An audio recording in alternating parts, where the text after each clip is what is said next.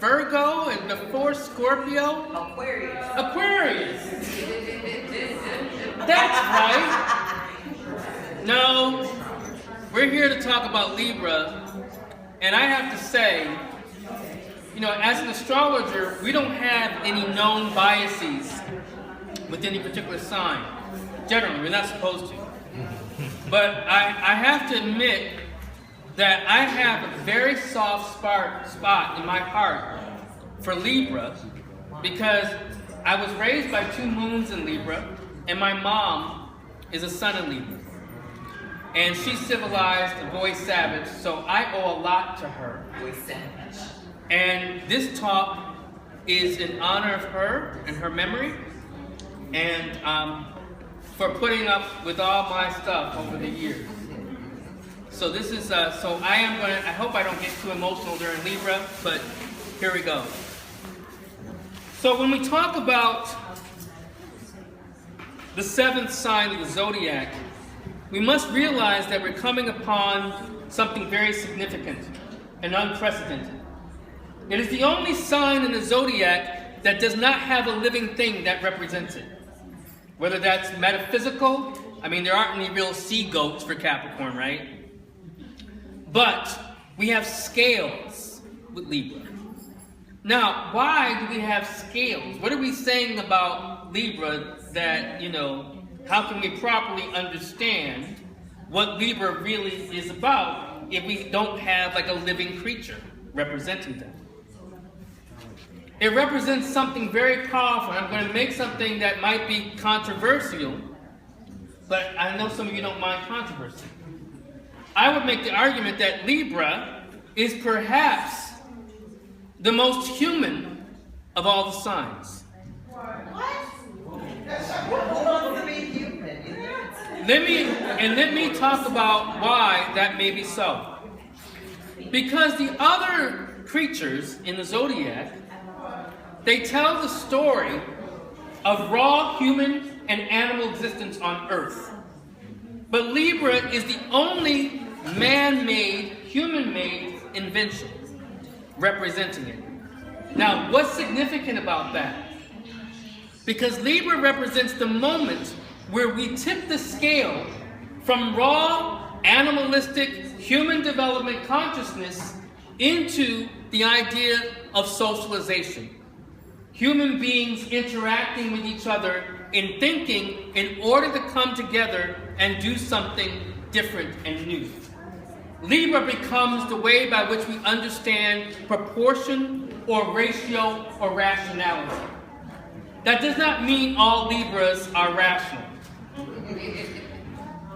I'm casting shade on purpose. But that does not mean that they're ultimately irrational. The key thing is realizing that how we tip the scales of Libra is really about finding the balance point, the tipping point, the ratio between what belongs to the idea of self in terms of human development. You know, the animal, I was with a baby yesterday, baby who was just born right into Virgo. And the parents were talking about, one parent said something really interesting that right now we're just dealing like with almost like an animal. You know, like it's just all id and instinct. And the point that it goes from id and instinct to more socialization and realizing that there's an other, that is very similar to the moment of Libra. So Libra represents that moment where we have to deal with others and realize that there's a negotiation, a ratio, a rationalization that must happen. Now, sometimes those scales can get really tipped another way. And what happens is that the rationalization, the ratio, becomes more important than what one is really kind of going for. What's the mission? Sometimes where Libras get lost is that they often don't realize or lose sight of the mission. This is why they need the polarity of Aries, which deals with the singularity of focus on the mission in order to have the balance point. And so sometimes Libras will get so caught up in decisions and trying to make and figure out decisions that they have to make that they're overwhelmed by them and have forgotten the key mission might be, let's say if you're going to a restaurant, you got to eat. And sometime we might need to eat today. I mean, I know you want to look at the whole menu, and I know everything looks good, but we've been sitting here looking at this menu for 30 minutes, and we need to eat. So this is where Libra must remember, what is the mission? The mission is not always considering every particular factor that becomes crucial in whatever you're trying to do, but sticking to the idea of what keeps you focused on the ultimate thing you want to do. And that also involves yourself. Because sometimes Libras can get so caught up in the dynamic of the other, or the hope for the other, or a partner, or the idea for a partner, that they lose being able to romance themselves, being able to kind of caretake themselves.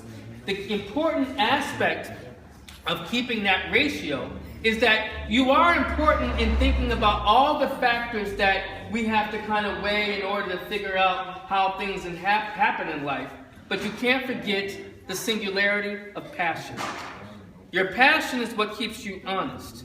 Your passion is what ultimately makes you the warrior that Libra is ultimately supposed to be. There are more generals born under the sign of Libra, perhaps, than any other sign in the zodiac. There's a reason for that. There's a reason why we have people like Mahatma Gandhi born under Libra, or Oscar Wilde. We have people who are committed to the idea of justice, to the idea of using their minds in order to better and improve humankind, but in a very specific way that's different from Virgo, the sign before. So Virgo definitely was more about, as I talked about last time, betterment, improvement. But Libra wants to now go beyond just betterment, improvement, and ask a question: for what and for whom? How do we build a society or a relationship or a connection that fosters more of a ratio, a proportion between human beings, between thoughts, between the cosmos, between how we interact with the world? All those things and factors can become important or are important. But like I said, Libra has to figure out what becomes the root aspect of their passion. Not get so caught up in figuring out the perfect ratio. So I have bad news for Libra. There is no perfect ratio. Not on this planet, not as we know it. What you have to remember is some of the practicality of Virgo, which says, let's figure out the ratio that works.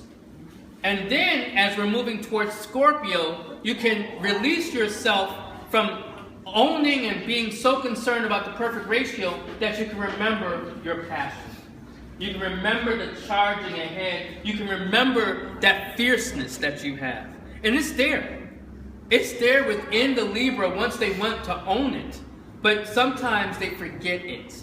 And that's the most important part of being able to move forward and keeping the scales balanced.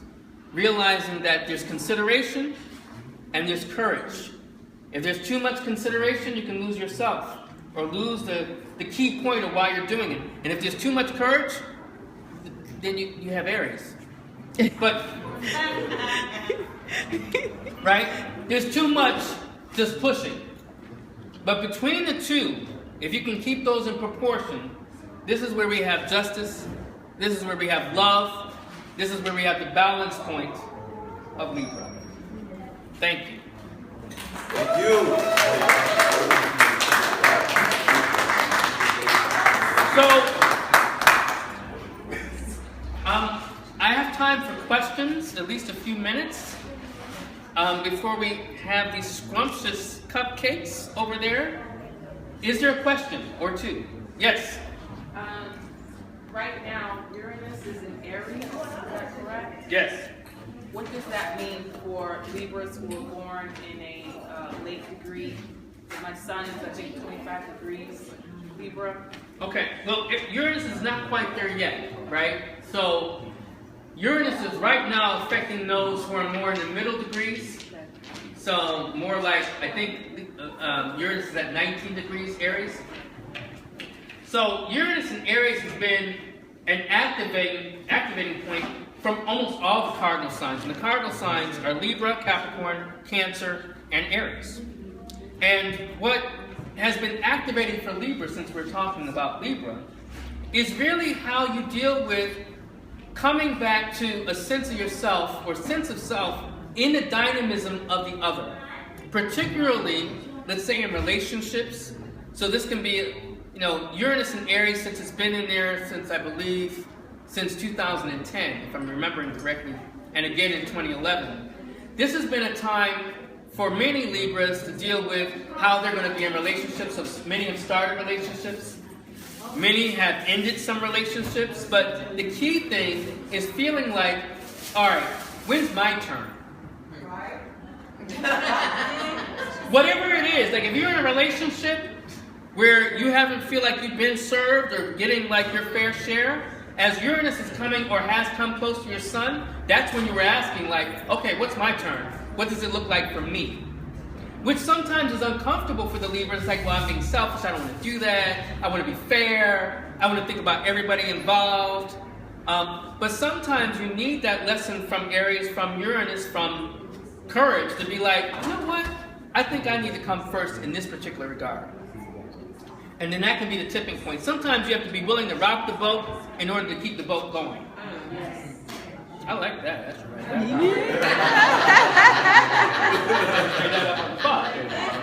All right? But you have to be willing to rock the boat. So that's Uranus and Aries.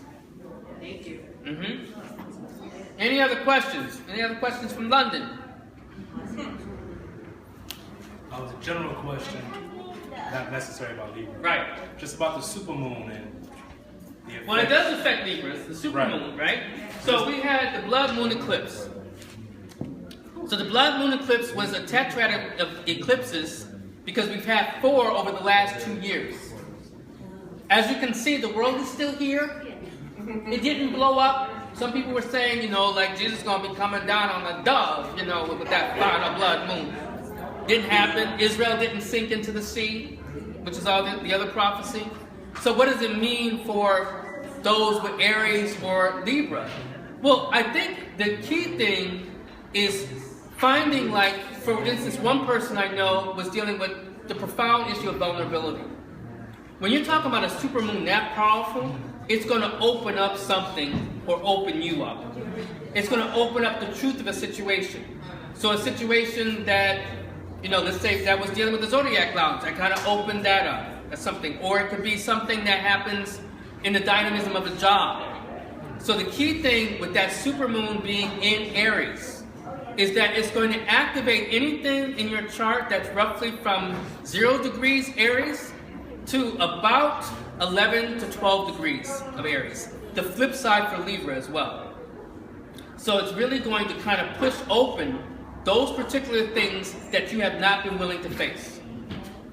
Things you've been slipping and slide, like I'll deal with it later. Like I had a particular problem with a particular person that I was like, oh, I don't want to deal with it. Full moon came and like, deal with it.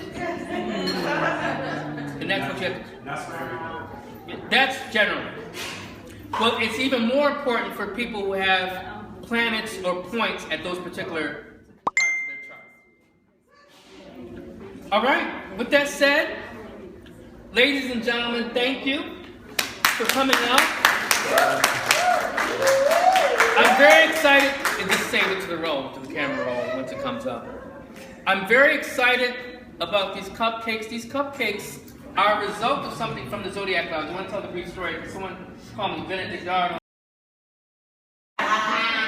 For Brooklyn Baby Cakes. Like, we love Brooklyn Baby Cakes. You may get them again. But this is a collaboration that came from Ruby